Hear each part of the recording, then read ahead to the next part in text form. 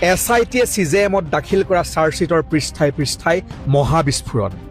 North east ফেষ্টিভেলৰ আয়োজক শ্যামকানু মহন্তৰ পৃষ্ঠপোষকতাত ঘটনাৰ আগনিশা হোটেলত চলিছিল ৰঙীন সুৰাৰ পাৰ্টি।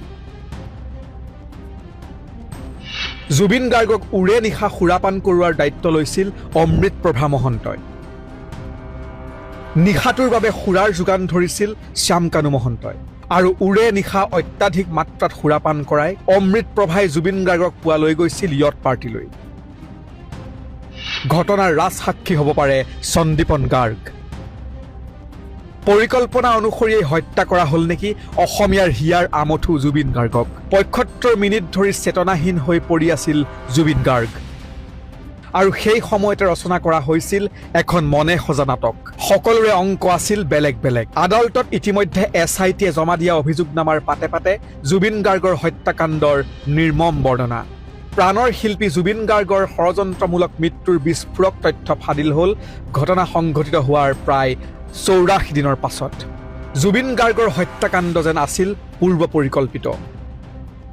ঘটনা সংঘটিত হোৱাৰ আগদিনা পুৱতি নিশালৈকে মদ্যপান কৰোৱা হৈছিল জুবিন গাৰ্গক আৰু তেনেকৈয়ে 19 ছেপ্টেম্বৰৰ দিনা প্ৰাণৰ শিল্পীজনক লৈ যোৱা হৈছিল সাগৰৰ মাজলৈ আৰু ঘটনা সংঘটিত হোৱাৰ সময়ত সমগ্ৰ দৃশ্যৱলী নিজৰ মোবাইলত বন্দী কৰিছিল অমৃত প্ৰভাই আৰু অমৃত প্ৰভাই কিস্তি কিস্তিকৈ দিছিল সাগৰৰ সেই অসহনীয় ভিডিঅ'বোৰ। আনকি অমৃত প্ৰভাৰ মোবাইলতে বন্দী হৈছিল জুবিন গাৰ্গৰ অন্তিম মুহূৰ্তৰ ছবি আৰু সেই সময়তে নিজক লৈ ব্যস্ত থকা সিদ্ধাৰ্থই হাঁহি হাঁহি চাই আছিল সমগ্ৰ দৃশ্যাৱলী।